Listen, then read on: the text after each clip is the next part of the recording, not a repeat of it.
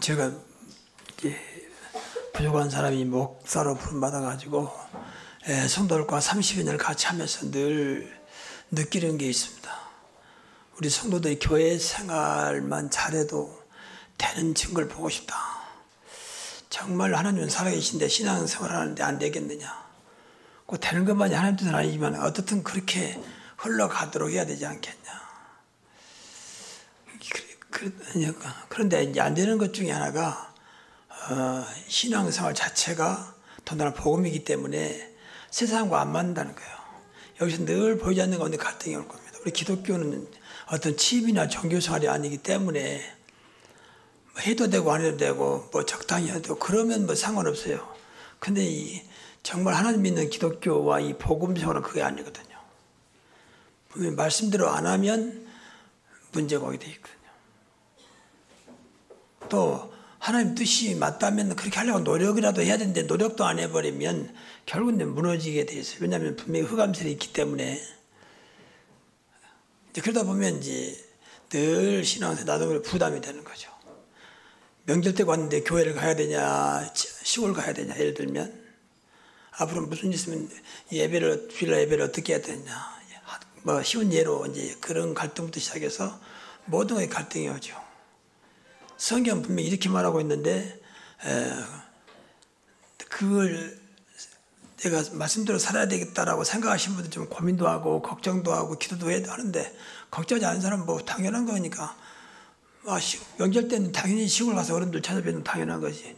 뭐 교회 예배 늘 드리면 되는 거고 또 다른 일을 말하면 11조도 뭐 소득의 11조라고 하지만 뭔데 형편대로 드리면 되는 거지 뭐 이렇게 신앙생활을 하게 되면 뭐 이제 안 하는 것보다 나올 수 있습니다. 그러나 결국 신앙생활에 하나님이 원하는 삶은 안 될 것입니다. 또 더 세상적으로 말하면 성공된 신앙생활은 결국 안 될 것입니다. 근데 그렇게 안 하면서 이제 뭐 교회 다녀도 뭐 되는 거 없다.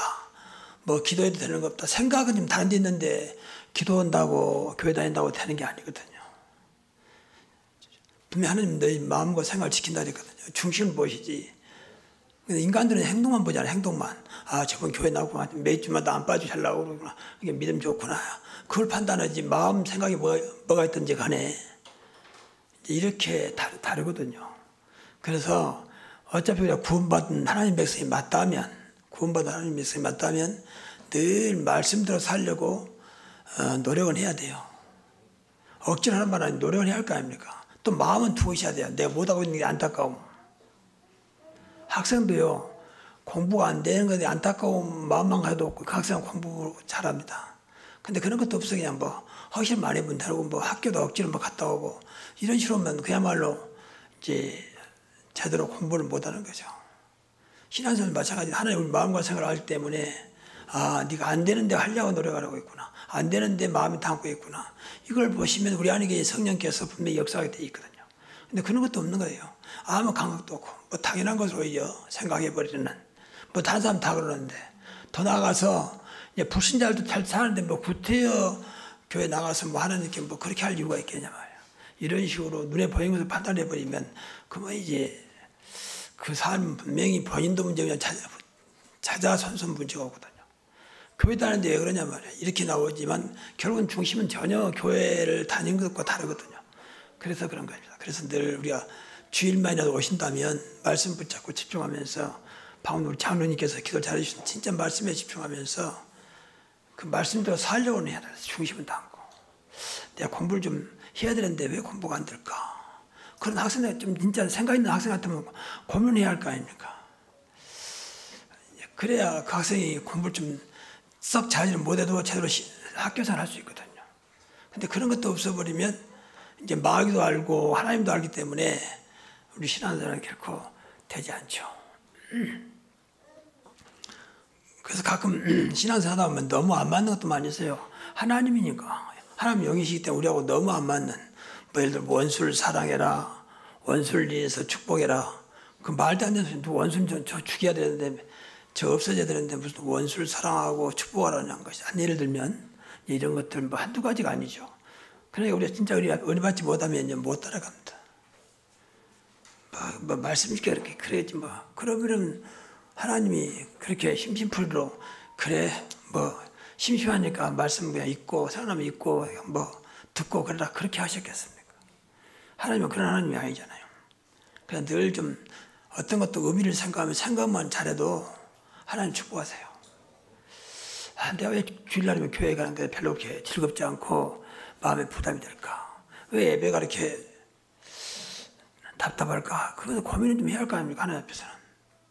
자꾸 육신적인 것만 고민하지 말고 그러면요 내 안에 성령이 계시기 때문에 구원받았다면 분명히 역사하게 되어 있습니다. 도와주게 되어 있어요. 여러분 어린아이가 자르려고 하는데 안 된단 말이에요. 그럼 부모가 뭘 하겠습니까? 도와주지. 근데 저기 뺀질뺀질해가지고 말도 안 듣고 핑계만 대고 요령만 피우고 그래버리면 부모도 도와줘도 괘씸하죠. 자식이 때문에 어쩔 수 도와주지만 우리가 부모와 자식 간의 관계만 생각해도 하나님 마음을 알 수 있죠. 그래서 좀 그런 마음을 좀 가져주시고 앞으로 점점 이제 금토일 시대가 된다고 그러잖아요.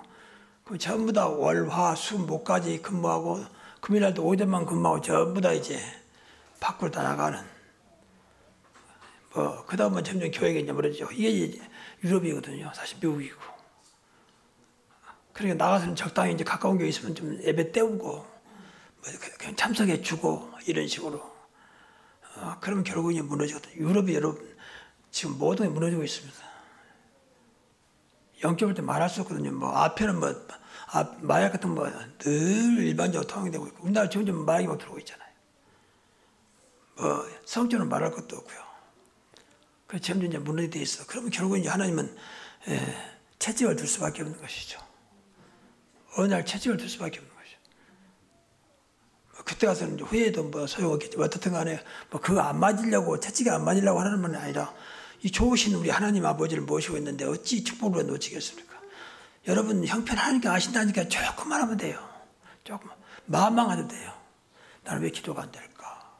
하나님 내가 기도 왜 안 됩니까? 내가 하나님 분명히 자녀가 맞는데 왜 예배가 안 될까? 왜 교회 가는 것이 즐겁지 않을까? 이거 조금만 생각하고 고민만 해도 그보다 묵상이라고 사실은. 그래서 하나님은 역사하십니다. 하나님과 맞으니까. 성경에도 하나님 뜻에 맞는 고민은 하나님께 축복한다 그랬잖아요. 그러나 육신의 고민과 육신의 고민은 인간을 상하게 한다 그랬어요. 여러분 늘 걱정하고 고민하면요 마음이 상합니다. 모든 기능이 저하되어 버립니다.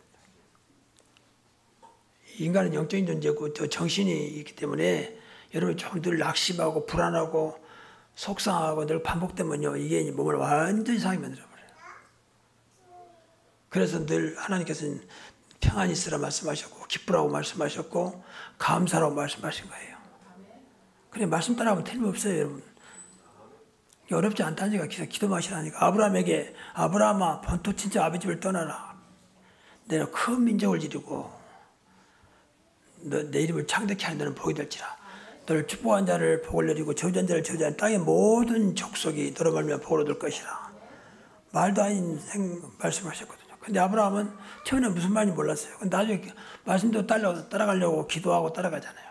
그러니까 아브라함은 그 나이에 75세 때 부름받았지만 175세까지 하나님의 축복 속에서 그야말로 하나님의 뜻을 다 이루며 살았잖아요. 한때는 자기 집에 가병만 엄청난 300명이 넘는 가병을 데리고 살았잖아요. 늘 말하지만 300명을 넘는 갑이라면 생명한 사람들이거든요. 근데 그 사람들을 날마다 먹고 같이 지냈다면 쉽게 말하면 쌀만 해도 얼마 들어가겠습니까? 밥만 해도 장정이 300명인데 말이죠. 그때 당시 지금도 뭐 시설도 있는 건 아니고 그야말로 열악한 상황 속에서. 근데 하나님이 축복하시니까 되잖아요. 하나님은 하실 수 있습니다. 그러니까 늘 하나님께 바라보고 내 부족함을 부족하다 말고 자꾸 막히시라고 말이야. 난 이것도 못하고 저것도 못하고 부족합니다. 너무 힘듭니다. 하나님 도와주시면 안 되겠습니까?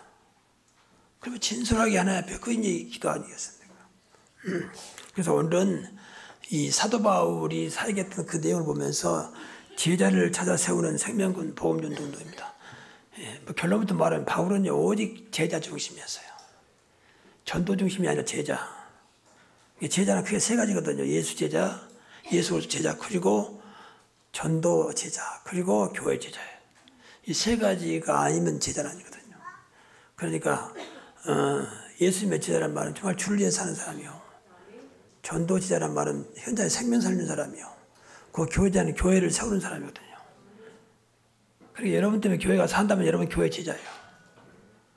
그래서 성경에 보면 요셉이나 불스가 올라가 여러 가지 나오잖아요. 그 인물들 전부 다 비록 소수였지만 한 사람이었지만 한 시대를 움직일 만큼 하나님께서 역사했고 그런 축복을 받았잖아요. 근데 분명히 성경에 보면 너희는 가서 모든 족속으로 제자 삼으라. 이 말은 제자가 있다 그 말이거든요. 제자를 준비해놨으니 찾아 세우라 그 말이거든요. 그러니까 우리가 그 말씀대로 살려고 해요. 분명히 하나님이 모든 민족으로 제자를 삼으라 했다면 민족 속에 제자가 있단 말 아닌가. 이제 그걸 보고 기도하는 겁니다. 하나님이 뭐 빈말이 있겠습니까? 천하 만민에게 복음을 전파하라. 천하 만민을 어떻게 내가 하지? 이때는 그때 당시에는 그 말이 말도 안 되는 소리. 비행기도 없었고 뭐 배도 없었고 사실 기차도 없었고 그런데 무슨 천하 만민에게. 근데 이 사람들이 언약 붙잡고 기도하니까는 계속 문을 여시잖아요. 이 무슨 언약으로 붙잡고 기도하니까. 지금처럼 세까지는 안 되지만 많은 땅에 가서 복음을 전해서 제자를 삼았습니다. 이 말씀대로 될 수밖에 없는 거죠. 그래서 이 내용을 보면서 결국은 제자가 다구나. 조금 민감한 얘기입니다. 교회들이 계속 이제 문 닫고 무너지고 있잖아요. 그 이유는 하나밖에 없어요. 교회 세우는 제자가 없는 거예요. 숫자는 한때는 뭐 몇천 명, 몇만 모였는데 다 흩어져버렸다고요. 그걸 지킬 수 있는 제자가 없는 거예요. 그래서 교회가 무너져. 다시 더 구체적으로 말하면 복음 가진 제자가 없는 거예요. 한때는 그렇게 목사님 하면서 막 몰려듣던 사람들이 다 예수님 당시도 그랬잖아요. 인산 이래를 이루며 따라다녔던 사람들 예수님이 십자가 돌아가시니까 다 흩어져 버리잖아요. 이게 제자가 아니죠. 그래서 여기 나온 12제자, 또 나중에 120명만 이제 남아있는 거죠. 결국은 제자거든요. 끝까지 그 사명을 다 감당할 수 있는 어떤 거 좌우되지 않고 내가 유익되니까 나에게 좀 좋아지니까 나에게 응답하니까 일이 잘 풀리니까 그런 게 아니고 상관없이 오직 그 길을 가는 사람들입니다. 이게 제자입니다.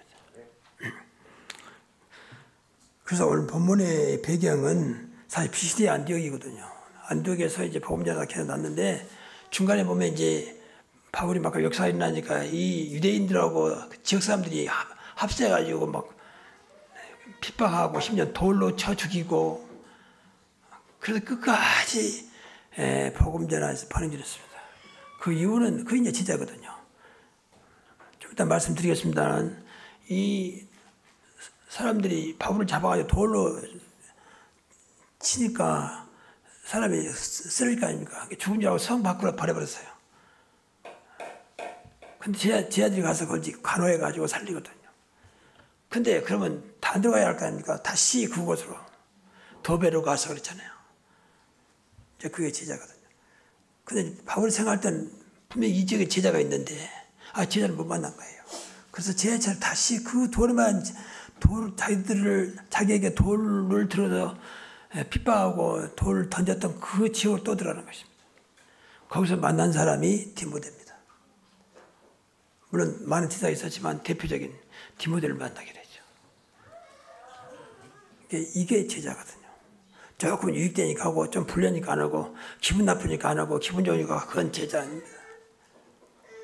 하나님한테 맞춰야지 나한테 맞추겠으면 내가 하나님이라면 나한테 맞춰야지. 우리는 당연히 말씀에 맞춰야 되고 하나님께 맞춰야 되잖아요. 그게 신앙생활이고 하나님 자녀지. 근데 너무나도 창세기 3장처럼 자기 중심에 해가지고 내 기분 따라 움직이거든요. 내 가지고 있는 체질, 경험, 또 아는 지식 이걸 동원해가지고 이것으로 모든 걸 하려고. 그러면 결국은 해도 답이 없을 겁니다. 왜냐하면 창세기 3장이라고 하는 그 무시무시한 이 사단이 딱 시작하고 버티고 있기 때문에 그래서 우리는 퍼스널리티 항상 안 되더라도 방금 말씀드린 대로 안 되더라도 늘 하나님 중심, 말씀 중심 해야 됩니다. 그러면 어느 날 하나님께서 나를 그렇게 이끌어 가세요. 하나님 듣고 말하니까. 그래서 먼저 세 가지를 말씀드렸어요. 첫째는 전도의 절대 조건입니다. 이걸 꼭 생각하시면 기도해야 돼요. 이거 안 되면 전도 안 된단 말이거든요. 그러면 전도의 주체가 뭐냐? 오직 성령입니다. 오직 성령이 너에게 임하시 권능하고 땅까지 내치긴다. 정말로 성령 충만, 성령 인도받으면 돼요. 그게 이마누엘이거든 사실은. 지금 우리 안에 계시잖아요. 하나님이 영으로. 맞습니까? 이걸 누리는 것이 가장 중요한 거예요. 이게 기도거든요. 그럼 하나님 내가 어떻게 됩니까? 물어본다면 성령께서 정말로 하나님 뜻을 이룬다면 역사하시겠죠. 그래서 기도할 때는 과감히 내려놓고 기도해야 돼요. 꼭 이것만 해주십시오라고 하는 것은 아니거든요. 하나님께서 원하는 길로 가장 선한 길로 인도하실 거니까 믿고 이제 기도하는 것입니다. 전도는 마찬가지죠. 성령 충만하면 되거든요. 바울은 항상 먼저 기도하면서 성령 충만을 체험하고 시작했습니다. 지난번에 말씀드렸지만 이 사람들 오직 했으면 성령 인도받으려고 금식하면서 했겠습니까? 안 보이면 성령은 살아계십니다. 그리고 인격체예요. 그러니까 정확하게 인도하세요. 이게 전도 지체입니다. 전도의 내용은 여러분 잘 아는 대로 오직 예수 그리스도의 복음입니다. 이거 외에는 전도하는 게 아니에요. 늘 현장에서 그리스도를 말할 수 있다. 가장 가까운 사람에게 복음을 전하는 마음으로 살아가야 돼요. 따로 전도할 나를 잡아 전도하면 좋지만 평소에 여러분들 예수 그리스도를 알고 있잖아요. 복음을 알고 있잖아요. 이걸 고민해야 돼요. 저 사람에게 어떻게 복음을 전할까? 어떻게 그리스도를 설명할까? 그걸 들으면 살아납니다. 이 사람이 정말로 그 사람이 듣고 세상 말로 깨달아지면, 그래서 예수 그리스도를 영접하면 살아나거든요. 그게 전도 아니겠습니까? 그리고 전도 사역은 이 사실을 늘 기도로 누리는 제자입니다. 이게 기도해야 돼요. 성령께서 역사하도록 늘 그리스도화되도록 복음화되도록 기도해야 돼요. 이게 전도 제자입니다. 그러니까 예수님 제자가 전도 제자인데 제일 큰 제자가 전도 제자라고 봐요. 전도가 안 되면 사실은 우리는 무엇인가 반쪽 신앙생활 한다고 봐야 돼요. 그래서 이거에 되면 분명히 하나님 문을 여시거든요. 그러지 않겠습니까? 늘 성령 충만하고 현장을 놓고 기도하고 하면서 그리스도를 누리면서 누구에게 이 그리스도를 전할까라고 기도하는데 어찌 하나님 문 안 열겠습니까? 근데 그런 기도가 없는 거죠. 당장 우리 아이가 아프고 내 남편이 지금 돈 좀 벌어야 되고 자꾸 이런 것들만 관심이 있으니까 그것도 뭐 해야 되겠죠. 그래서 사실은 하나님하고 안 맞는 게 아니고 순서가 안 맞는 거예요. 내 1순위하고 하나님 1순위가 안 맞는 거예요. 그래서 그런 거예요. 우리 늘 하나님은 맨 나중이잖아요. 그래 기도하라겠지. 그때 기도하고 나한테 무슨 일 생기면 기도하고 기도해도 거의 다 육신적인 거. 너희는 먼저 그의 나라와 그의 의를 구하라겠는데 그것보다 늘 육신적인 거. 그것도 뭐 기도해야 되는데 순서가 안 맞다. 순서가. 하나님이 순서와 우리 순서가 안 맞아. 그래서 그래요. 그 두 번째는 하나님의 절대 계획입니다. 하나님의 절대 계획은 내가 살고 있는 지역에서 제자를 찾아 세우는, 제자를 찾기 위해서 복음 전도하는 그것이 하나님의 절대 계획입니다. 그래서 늘 예비된 제자를 생각하면서 복음 전도 운동을 놓고 기도해야 돼요. 하나님은 그냥 나가라 하지 않았거든요. 우리는 모르잖아요. 누가 예비된 제자인지. 근데 하나님은 분명히 지역에 예비된 제자를 놓고 너희는 가서 모든 족속을 제사하는 말씀하셨거든요. 그래서 지역에 영생주의 작정자가 분명히 있기 때문에 그래서 그거 기도해야 돼. 하나님 나를 통해서 구원받을 자를 붙여주옵소서. 나를 통해서 제자가 될 자를 붙여주옵소서 기도해야 돼요. 그래서 구원받을 자 그리고 제자로 작정된 자. 근데 제가 이제까지 목회하면서나 현장에서 경험한 바로는 제자는 따로 있어요. 사실은. 어떤 단체에서는 제자는 키우는 것이다. 키우는 게 아니고 제자는 따로 있어요. 제자로 다듬어가는 거지. 제자가 아닌 사람을 뭐 마찬가지 달란트 마찬가지잖아요. 만약에 저 사람에게 요새 너무 예를 들면 너무 어떤 분야가 좀 인기가 있단 말이야. 돈 달자고. 근데 자식 갖다 무조건 그 집어넣어가지고 무조건 해라. 뭐 학원 보내고 뭐 하면. 근데 다행히 그 자녀가 그것도 안 맞는다면 이제 문제가 안 되겠죠. 근데 안 맞는 데만 억지로 집어넣어가지고 뭐 잘 나가고 돈 되니까 그래 버리면 그 아이는 죽습니다. 그런 거 똑같은 거거든요.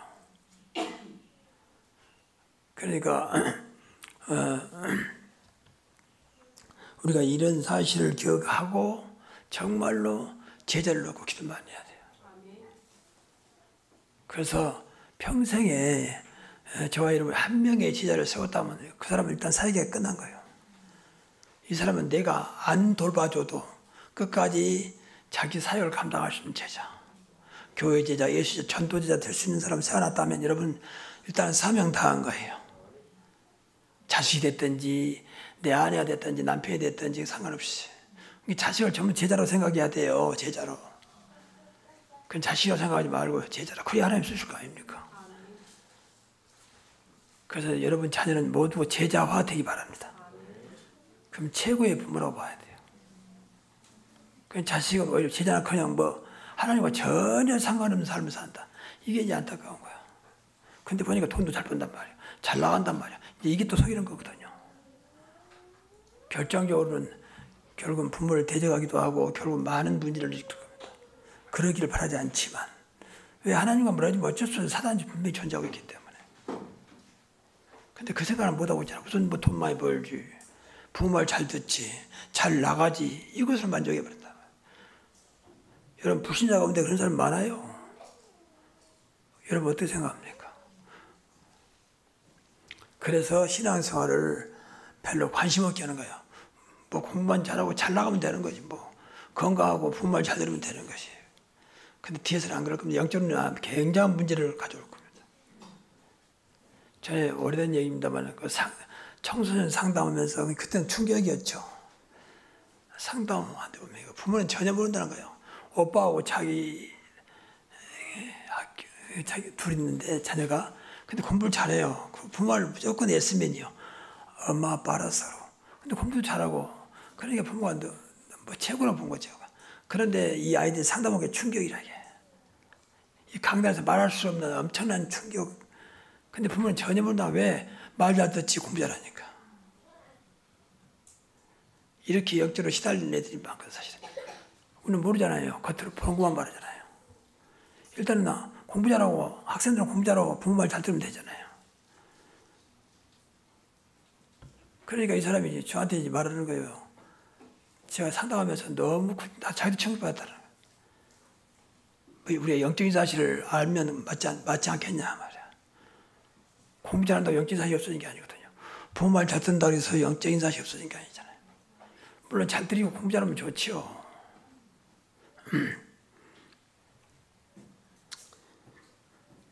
그래서 지역을 놓고 기도를 좀 많이 하셔서 이제는 여러분을 통해서 진짜 제자들이 세워지기를 바랍니다. 욕심 부리지 말고 한 명만 세우세요. 한 명만. 그러니까 그럼 하나님께서 여러분이 그 상황 따라서 2명 세우고 3명 세우고 그러십니다. 그 세 번째는 하나님의 절대 목표입니다. 목표는 이제 세계복음화의 제자를 찾는 겁니다. 세계복음화 제자는 또 달라요. 세계복음화 할 수 있는 그런 그릇도 돼야 되지만 제일 중요한 지속이거든. 지속. 나로 끝나지 않고 계속. 그래서 이제 남은 자가 나왔고 남는 자가 나왔고 남을 자가 나오고 남길 자가 나왔거든요. 결국은 끝까지 남는 자 그리고 남을 자고 그 나로 끝나지 않고 또 남길 자. 이거 이제 제자. 세계복음화의 제자거든요. 그래서 우리는 3,100 성결로 기도하고 있습니다. 이것이 237 5천 종족 살리는 길이라고 믿기 때문에 그 3천 제자가 그냥 나온 게 아니라 우리는 사도행전 2장에 왜 하나님이 그 무식하고 아무것도 없는 초대교회 마가다락방에 3천 제자를 붙였을까? 세계복음화 해야 되니까. 그리고 안디옥 교회 왜 수많은 제자의 무리가 있잖아요. 왜 그랬을까? 세계복음화 해야 되니까. 그래서 많은 제자를 붙이신 겁니다.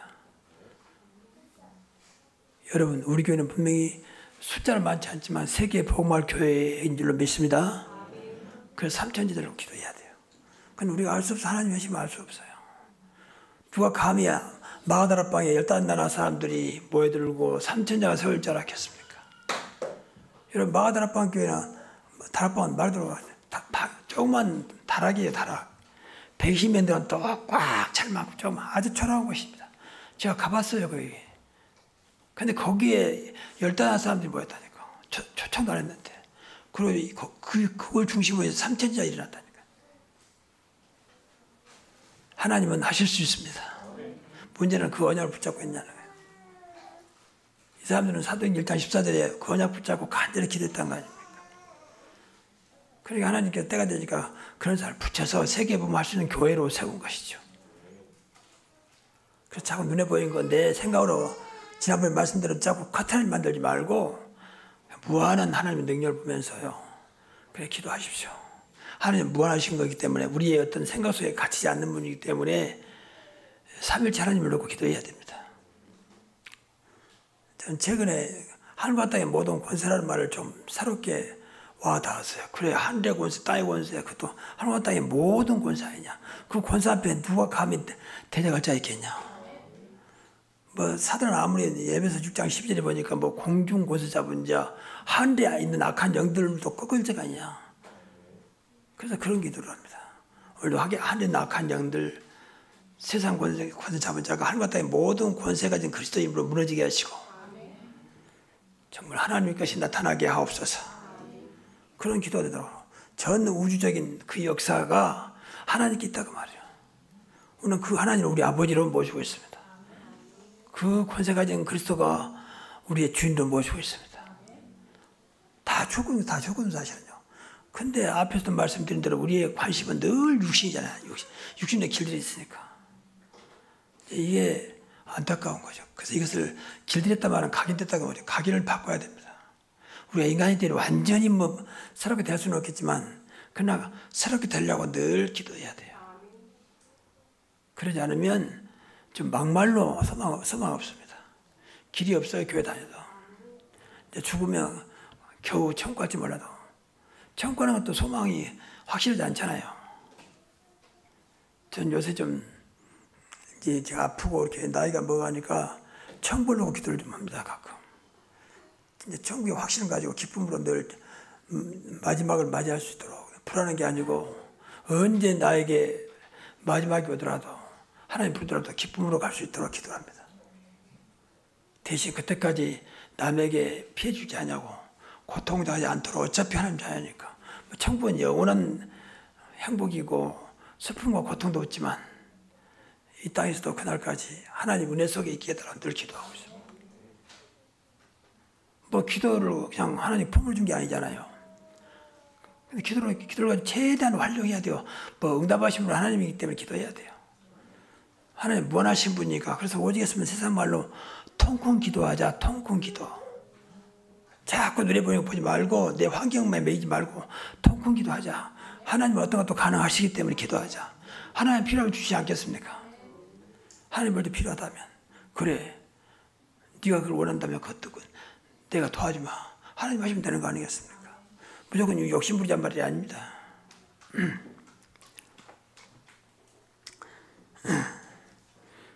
그래서 이 바울은 가는 길에 어떤 것도 중단하고 흔들리지 않았어요. 풍랑이 와도 나이 넘어가겠습니다는 풍랑이 와도 머리 핍박이 와고 뭐 돌로 쳐 죽여도 그것 때문에 뭐 좌우되지 않았어요. 이게 이제 올바른 제자거든요.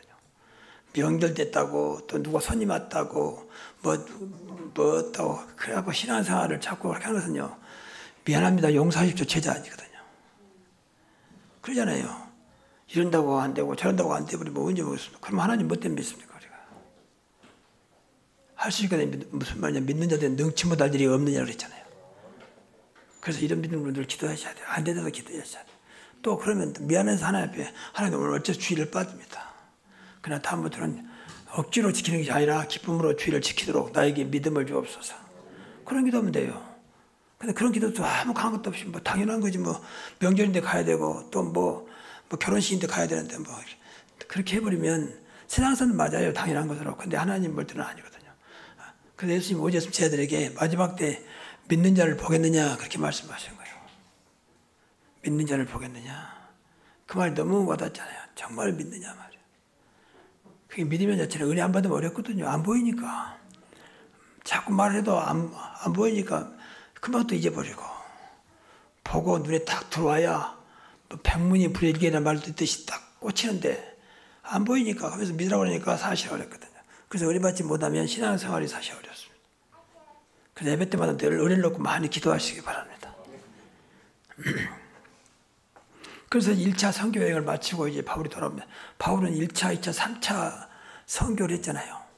이 본문 내용 1차 선교 여행을 마치는 이제 그런 길입니다. 마치고 돌아온 길에 그동안 세웠던 제자들 전부를 확인하면서 힘을 주고 굳게 세우고, 그러면서 어떤 데에서는 중자도 세워서 이제 장로를 세우고 그러고 따라옵니다. 그러니까 가는 길도 오는 길도 전부 다 가는 곳마다 제자 중심으로 사역을 했다 그 말이거든요. 그래서 성경에서 가장 위대한 사도라면, 위대한 제자라면 내가 볼 때는 바울이에요. 바울은 예수 만나고 3년 동안, 약 3년 동안 줄기차게 오직 선교 제자 사역하다가 가셨거든요. 그분이 뭐 모자란 분이 아니잖아요. 여러분 자녀들 얼마나 모든 갖춤을 하니까 엘리트고, 그야말로 베냐민 지파, 베냐민 지파 왕의 혈통 가진 사람이고 똑똑한 사람이고 당시 최고의 신분인 바리새인이고 노마 12군 가진 사람이고, 진짜 인간적으로 남들 데 없는 사람이 뭐가 아쉬워서 그렇게 생명 걸고 복음을 전했겠습니까? 그 복음의 가치를 알았다 그 말, 하나님 원하는 것이 무엇인지 알았다 그 말이야. 하나님께 붙잡힌 사람이기 때문에 하나님 원하는 것에 딱 섰다 그 말이야. 그래서 조금도 멍도하지 않냐고 끝까지 그 제자의 길을 가잖아요. 자, 결론 내리겠습니다. 다시 한번 바울의 중심은, 그러니까 바울의 중심은 자기 중심이 아니라 사실 하나님 중심이었거든요. 그러니까 늘 생각이 내 생각인가 하나님 생각인가, 하나님도 원하고 계신 것인가, 내가 이러는데 하나님은 어떻게 생각하실까, 늘 하나님 편에서 생각을 해야 돼요.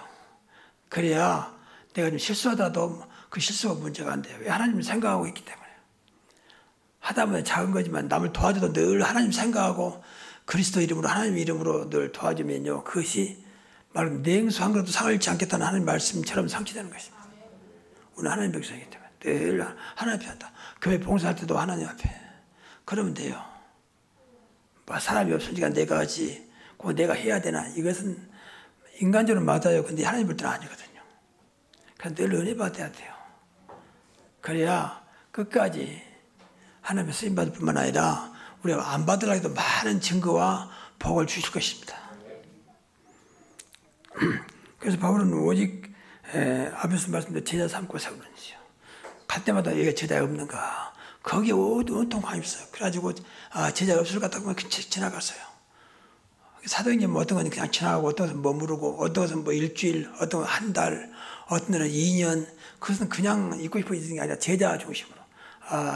이 정도 해야 제자가 나오겠구나. 그러면 그 기간에 맞춰서 제자를 세웠다는 거죠. 그러니까 정확하게 하나님께 준비된 제자를 붙일 수밖에 없는 거죠. 여기에 생명 들였어요. 그러니까 생명 들이니까 뭐 상관없는 거예요. 무슨 일 닥쳐도 두려울 것도 없고, 뭐 죽으면 죽은 거지. 그래서 사도 바울은 사도행전 2장 24절 보니까 내가 달려갈 길과 주 예수께 받은 사명, 곧 하나님의 은혜의 복음을 증거하는 일을 마치려면 나의 생명이 조금도 귀한 것으로 여기지 아니하노라. 그렇게 고백하고 있잖아요. 이 일을 위해서 내 생명을 조금 더 귀한 것을, 왜냐하면 생명보다 더 귀한 것으로 믿었기 때문에. 그것도 하나님께서 그렇게 생각하는 그 생명을 그냥 거두가시겠습니까? 그 생명을 더 지켜주겠죠. 그래서 제자는요, 진짜 제자를 위해서 생명 걸어야 제자가 나와요. 그만큼 제자가 귀합니다. 그래서 제자는 꼭 다시 한번 생각하시고, 예수 제자, 그리고 전도 제자, 그리고 교회 제자가 돼야 돼요. 이게 3대 요소예요. 그래야 완전해요. 근데 그 사람들은 어디서 삽니다. 현장 가면 현장에 살고, 교회 가면 교회가 살고, 끝까지 주를 위해 사는 사람. 이러한 제자가 되시고, 여러분들 계속 제자가 일어나기를 주의 이름으로 축복합니다. 기도하겠습니다. 하나님 감사합니다. 바울의 여정이 우리의 여정이 되게 하여 주시고, 바울의 사역 그 중심이 나의 중심이 되게 하옵소서. 그런 새로운 교회가 계속 말 그대로 3천 제자가 일어나는 하나님의 시간표가 되게 하옵소서. 이 시간도 모인 모든 자들에게 하나님의 은혜 위에 은혜를 더하사 제자로 세워지는 그런 다짐의 시간이 되게 하옵소서. 예수 그리스도 이름으로 기도하옵나이다. 아멘.